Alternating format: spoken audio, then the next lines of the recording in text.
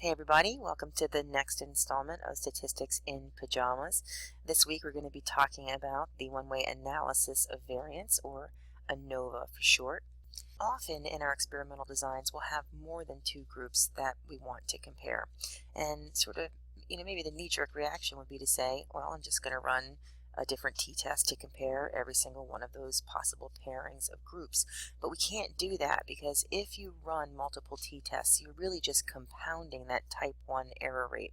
And we'll talk about how that compounds a little bit later. But really what we have is this beautiful test called an analysis of variance, also referred to as an F-test, that will simultaneously test for differences among these groups without having that compounding error problem.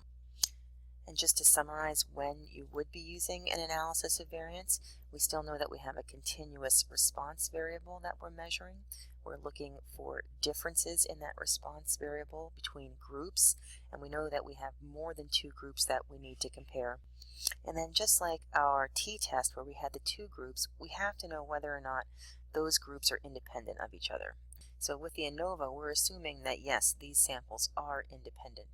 But then there comes another question that we have to ask when we're trying to figure out what type of analysis to run. Are we only talking about one factor or one treatment variable that we're comparing these groups among, or are there more than one? And hopefully we'll have time to get to the factorial analysis of variance. But really, the simple test is just when you have one treatment or one variable that you want to see if that is resulting in a difference between your groups. So that brings us to this one-way analysis of variance, otherwise known as an F-test. If you're a list person like me, it might be a little bit easier to know when to use an ANOVA when it's written out like this. We know we have a continuous response variable. We know we're looking for differences between groups. We know that we only have one factor that we're testing, so we know we're in the one-way ANOVA family. And the assumptions for this are that the groups have to be independent. We still have the assumption that our response variable is normally distributed and that our groups have approximately equal variance. Now, we talked about this before with the t-test, and when you're in JUMP or other statistical software platforms, there will be tests where you can actually get an exact p-value for whether or not you have significantly different variance among your groups. But if you are doing this out by hand or in some other platform that doesn't have that easy option, for the ANOVA, a good rule of thumb is as long as you're less than a 2-to-1 ratio in the variance for any of your groups, you should be okay. And that's because the ANOVA is less sensitive to violations of this assumption, as long as you have approximately equal sample size in each of those groups that you're comparing. So this test is a little bit more robust. The null hypothesis is just that the means of each of these different groups, and the mu stands for the population, because remember, this is an inferential test, so we're using the means of the samples to represent the larger population. So our null hypothesis is that the means of however many groups we're comparing are equal, and that means there is no treatment effect. If you want to think about it mathematically, essentially what this is saying is that there's more variability within any one of these groups than there is differences between them. That's literally what this F-test is going to be quantifying. All that this F-test is doing is telling us whether or not there is a significant difference among the groups. It does not tell us which of those pairs of groups are different. It could be that all of them are different. It could be that only one is different. And really, if we're rejecting this null hypothesis, all we know is that at least one of those populations is different from at least one of the others. What a significant result is telling us is just that there's a significant difference somewhere between some pairing. In this example, only one of these samples is different from the other two, which are actually indistinguishable from each other. Or you might get a result where every single one of these groups is different from every single other one. None of them are equal. We don't know which of these is true just by running the ANOVA. We have to do follow-up tests. And because of that, the ANOVA is referred to as an Omnibus test. And really all that means is that it's only going to tell us whether or not there's an overall difference somewhere. But we have to conduct those follow-up tests, those individual comparisons of each mean, which are essentially modifications of t-tests, to figure out where those differences lie let's take just a moment to dig into the theory of what the analysis of variance is doing. It literally is taking the total variability in your data set and it's trying to break it down into sections. It's trying to identify how much of that variability can just be considered due to random chance. So in other words, how much variability is there within each of your treatment groupings. And then it compares that to how much variability there is between your groups. And mathematically, this is literally what it's doing. It's partitioning that variance into a random pile and a treatment effect pile. And then we can look at the ratios of those to understand whether or not we have a significant difference between our groups, or if the differences we see are likely just because of random chance. So the total error in our entire data set, and by total error we're talking about the total variability, is really just the sum of these two partitions. I'd like to throw in a disclaimer at this point, which is that depending on which field you're in, or which statistics textbook you're looking at, or which video you're watching, these very simple concepts of how much variability can be assigned to a treatment and how much variability can be assigned just to random error are called many different things. So I just wanted to throw these out there so that if you hear them used or read them used, you'll know they're still referring to the same thing. So this treatment variability, which we are going to see we actually calculate as a sum of squares between groups, so it's referred to as an SSB, will often be referred to as among group variation or sum of squares among. I tend to prefer the sum of squares between because it actually describes exactly what the math is doing. Some people will call it the sum of squares for a factor or sum of squares for the treatment. Similarly, it might be the sum of squares explained because you're talking about the variability that you're able to explain based on some treatment variable you're using. Similarly, when we're talking about that random error term, the sum of squares within, you will hear that referred to as within group variation or within group variability. I like to think of it again as the sum of squares within because it tells me mathematically what I'm going to be doing. Some people will call it the sum of squares error or unexplained or noise, basically all getting at the same point, which is that this is the variability in our data set that whatever factor it is we're testing cannot explain. Theoretically, the F-test for this ANOVA is really straightforward. We're just going to take the ratio of how much of the total variability between each group is versus how much the total variability within each group is. You take the ratio, and if you have a really large F statistic, it means that that variability that's accounted for because of this difference in treatment grouping is really high, right? A really large number divided by a smaller number is going to give you a higher F statistic. The math, however, is a little bit more complicated, so let's break that down first by getting you used to the different nomenclature for these terms. N we're used to seeing. This is just the number of observations that we have in our entire data set. C is a new one. This is referring to how many groups we're comparing. Remember, for the ANOVA, it's more than 2, so we might have 3 groups, we could have 20 groups. We have X bar in a new light, X bar, which is really referring to the overall mean for the entire data set, or the grand mean. When you see the letter J, it's telling you to do something to a particular group within your data set. So you'll have multiple groups and it's saying for group J, do X. When you see I, that's referring to a specific observation. So if you see I in a formula, it's telling you that for observation I, do whatever it is that the formula is telling you to do. So these will be combined to give you more specific instructions.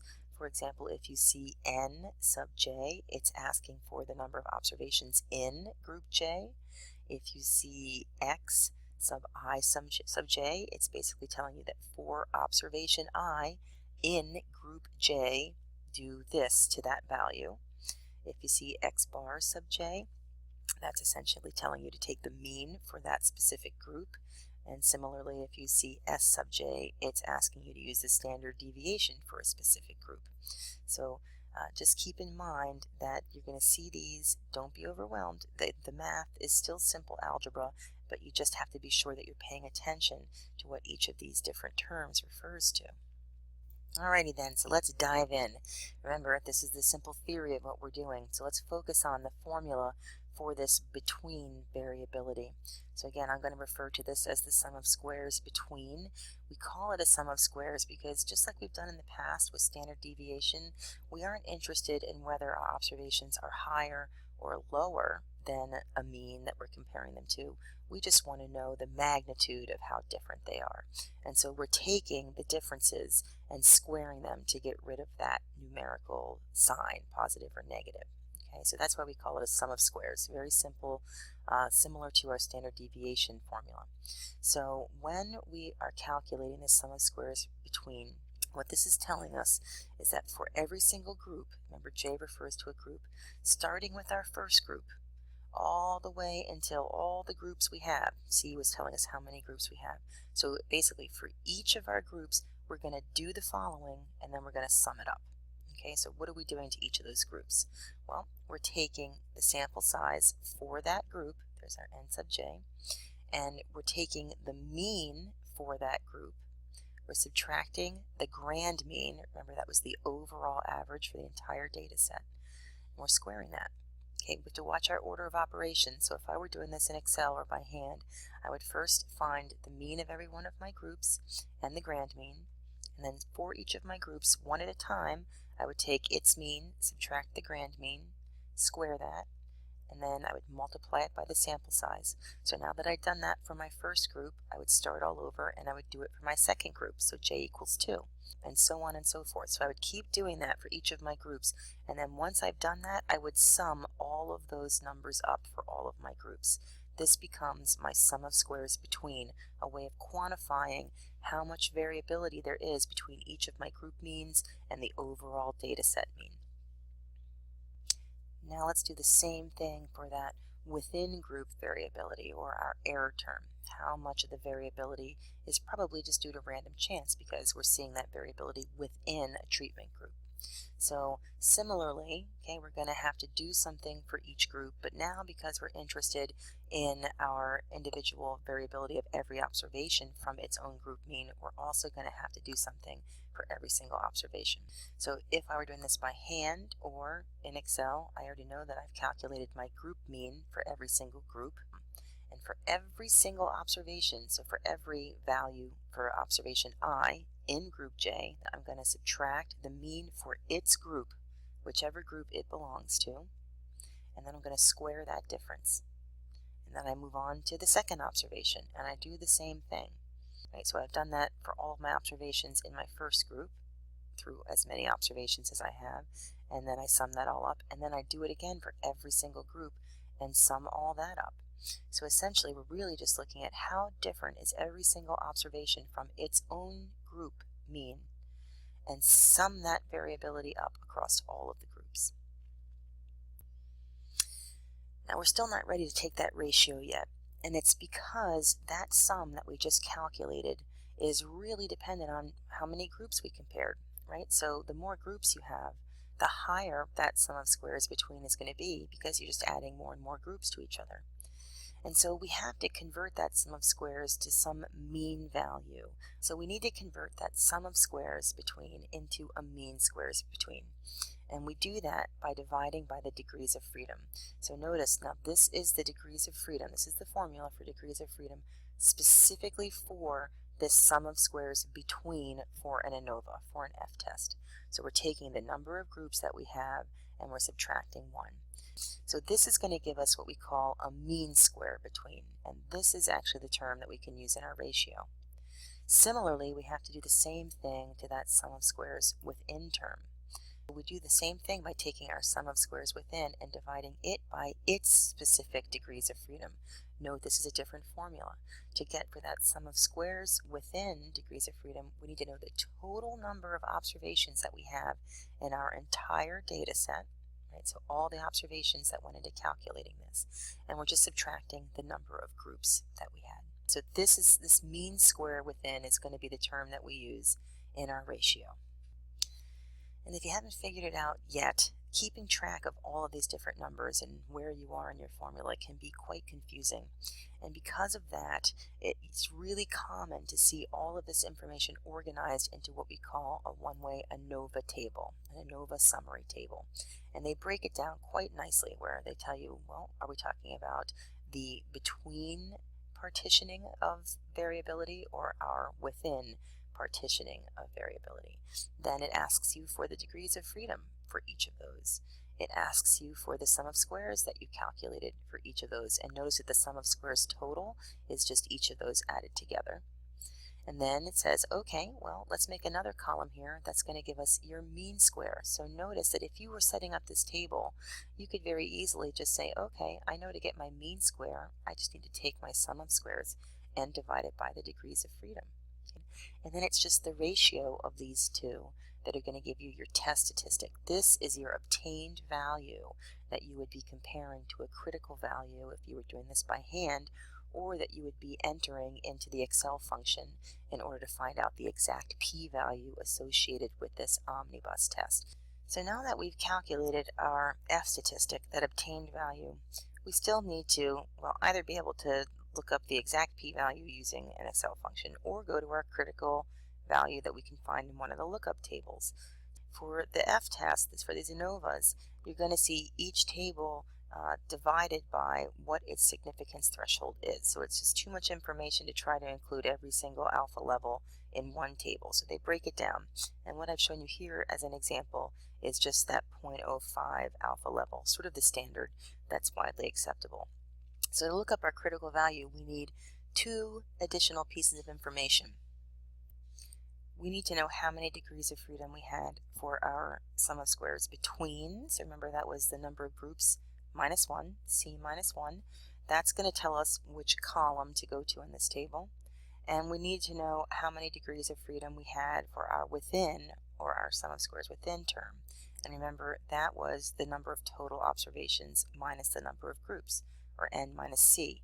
That's going to tell us which GROW to go to in this table. Remember, the way we use this critical value table is we know that if what we've calculated with our obtained F statistic is higher, is more extreme than the critical value that we find in our table, then we know we have a significant difference. If you're really averse to the tables, there is a function in Excel that will return the exact p-value for a given F test, and that's the f.dist function. It wants to know what your calculated F statistic was. Here you'd enter your degrees of freedom for the between term, here your degrees of freedom for the within term. And then don't worry, Excel will allow you to use different probability distributions. If you just leave that blank, you'll get that standard F test that we're looking for. So when I enter that as an example here with a F statistic of 16.62 for 3 degrees of freedom, which I know means I was comparing 4 groups, right? And 12 degrees of freedom within, which tells me that if I had 4 groups here and I'm reporting 12 degrees of freedom, then I must have had 16 total observations, right? Because the degrees of freedom for this within is the total number of observations minus the number of groups, which I just figured out is 4. It's kind of hard to see that here, but hopefully it'll be easier for you to pick apart when we're looking at the ANOVA tables. So when we enter all of these, it gives us the exact p-value for this test, and as we might have expected with such a high obtained value, this is a highly significant result, way below that standard 0.05 significance threshold. So we might find that we have a significant result, but keep in mind that just because you have a significant result doesn't mean that you necessarily have a meaningful result. And so just like with the t-test, we have another metric that we can use to quantify an effect size for this difference between groups. And this one, again, comes right from that ANOVA table, so it's really pretty straightforward. If we take our sum of squares between, so that's what we calculated here, when we're looking at our between or our factor variability, and we divide it by the sum of squares total, so how much total variability we have in our data set. What this is essentially telling us is how much of the total variability in our data set can be accounted for by that treatment variable alone. Right? And so the closer, so it's going to range between 0 and 1, this is the ratio, and we know that the closer we are to 1, the more meaningful this result is, because the significance is going to be impacted by the power of our test, right? How many observations we have. This ratio is not influenced by power. It's before sample size comes into the equation, literally, when we do the mean square. So this is really just looking at the total variability and how much of that can be accounted for just by that between term. There isn't a straight set of cutoffs I can give you, or I can say, oh, if it's above 0.5, then it's meaningful. You really have to interpret this R squared carefully and ecologically. So in other words, if you are testing for a difference in, say, land use that surrounds a lake, and you'd like to know if that impacts water quality. Okay, that's one variable, land use. How many other variables might also be influencing water quality? How about the concentration of contaminants in rainwater that enters the system? How about the slope or topography around that watershed? How about the presence or absence of buffer strips? How about the general geology of the area? Does it have high buffering capacity? So there are lots of different variables that you would expect would contribute to that lake water quality. So in that instance, just looking at the surrounding land use, I might not need it to be particularly high to consider it meaningful. Maybe I would think it was meaningful if even a third of the variability could be accounted for just by that surrounding land use. So again, this is where the rest of your education comes into play, and why a statistician really isn't effective running analyses in a field and on data they don't understand at all. So you have to understand something about the system that you're testing to really be able to interpret this. And this is one of the things I'm going to be expecting to see you do when you're summarizing your results. And that's a perfect segue. How do we summarize the results from our ANOVA? Well, we know that all of our inferential tests are going to have some shorthand where we can combine a lot of information into very little text, so we can spend more time talking and interpreting and explaining. And so the shorthand for an ANOVA is to specify that we're using an F test, so we've got the F. We have to enter both sets of degrees of freedom. The first will be our between degrees of freedom, and the second will be our within degrees of freedom. We then enter our obtained test statistic, the p-value associated with that test statistic, and then we also want to include our R squared so that we can allow people to interpret how meaningful they think the results are as well.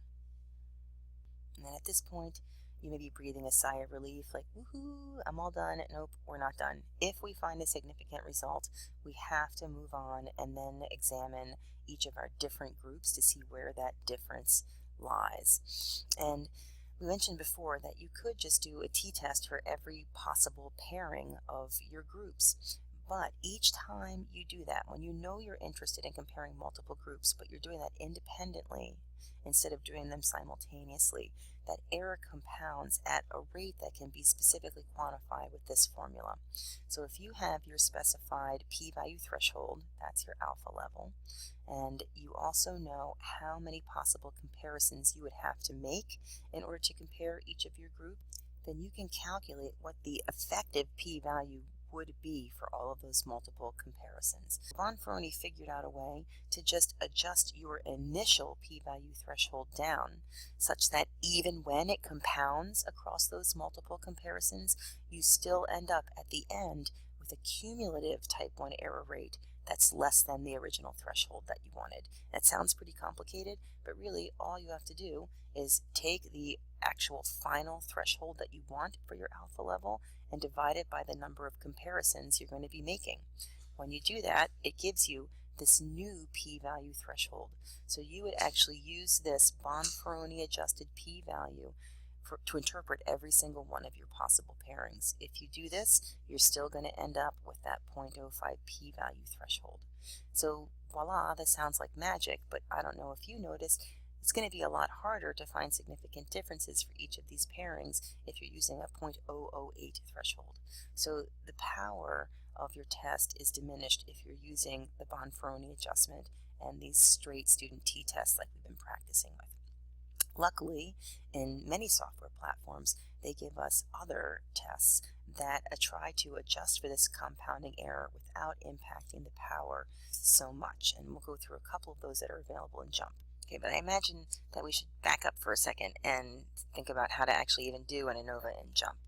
So just like with our t-tests, when we're running an ANOVA where all of the groups are independent, we have to have our data stacked so that all of the responses are in one column and all of the identifiers to tell us which group an observation belongs to are in another column.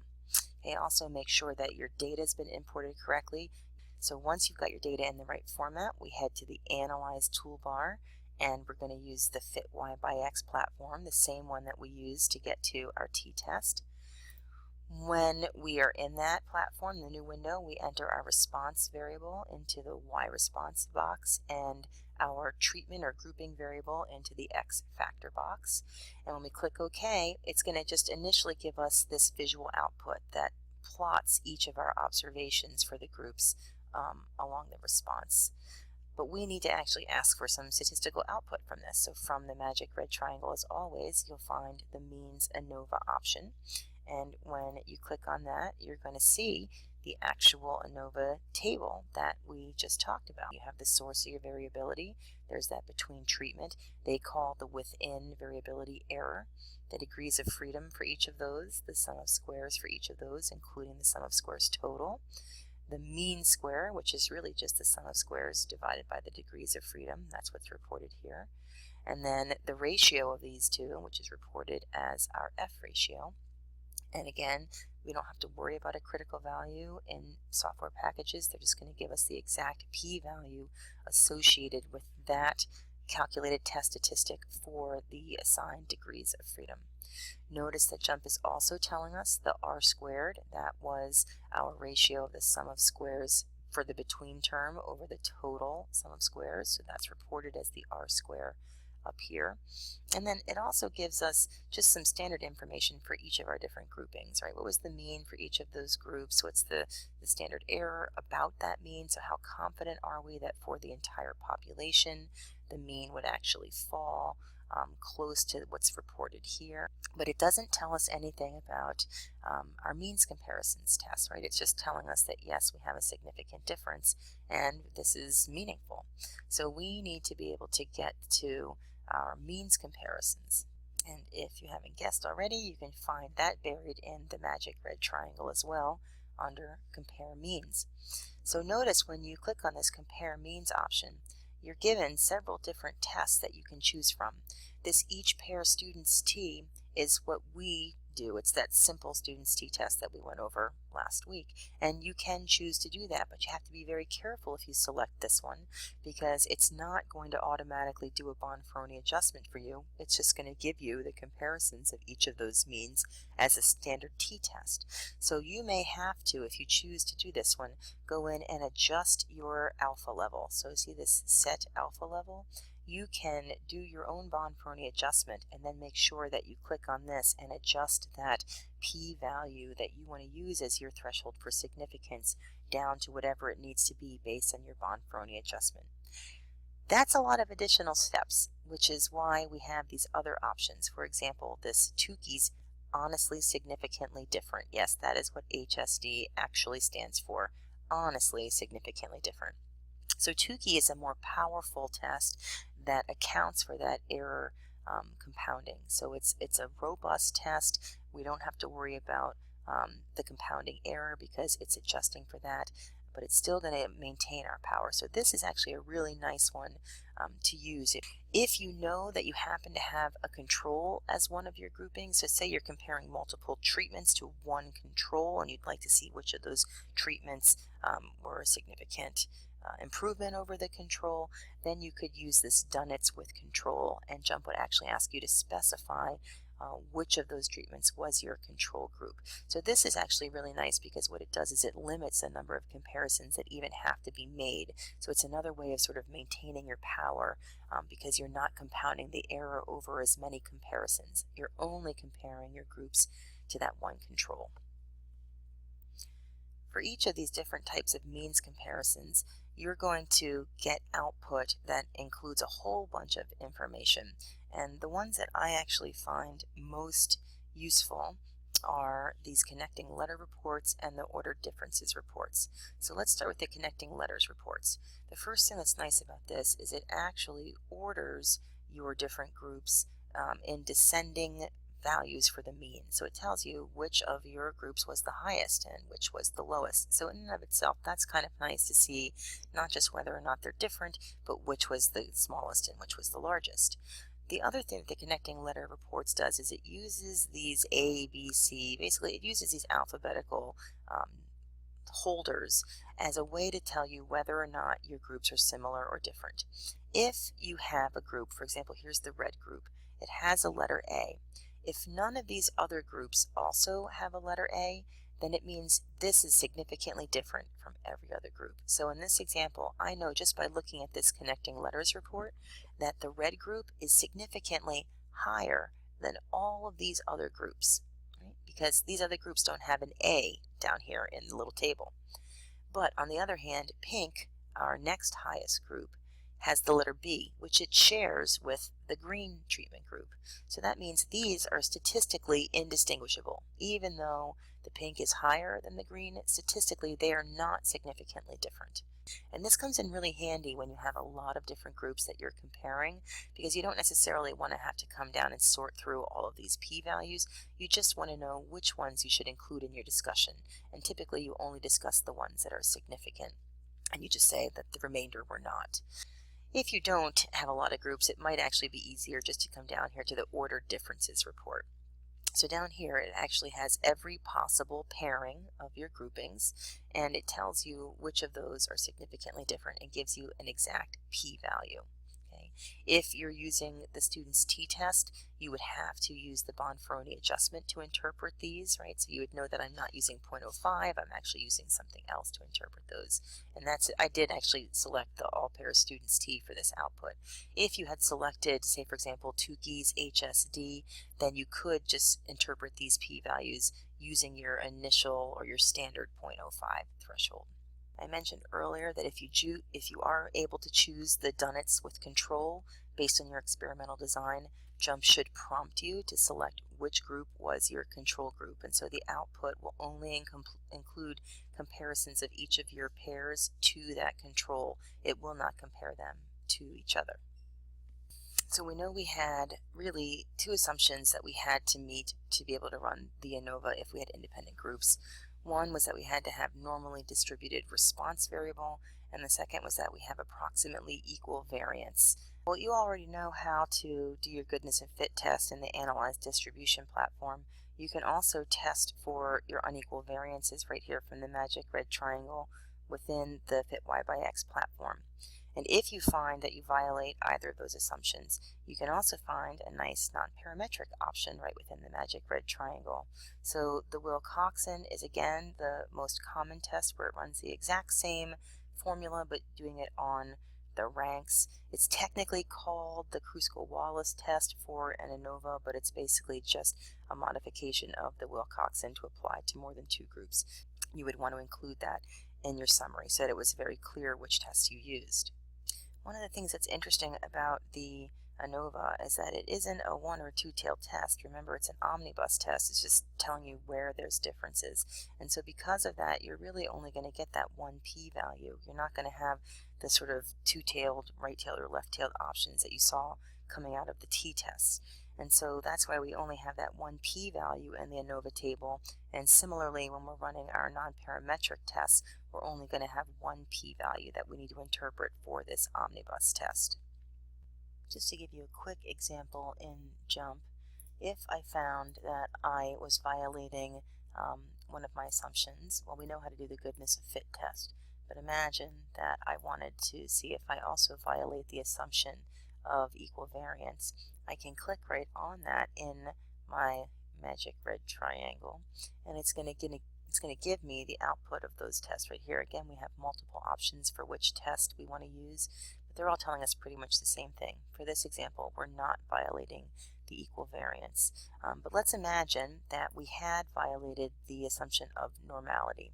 So I know I can't just run the straight ANOVA. I have to use one of the non-parametric options. So I'll use the Wilcoxon test as an example of that.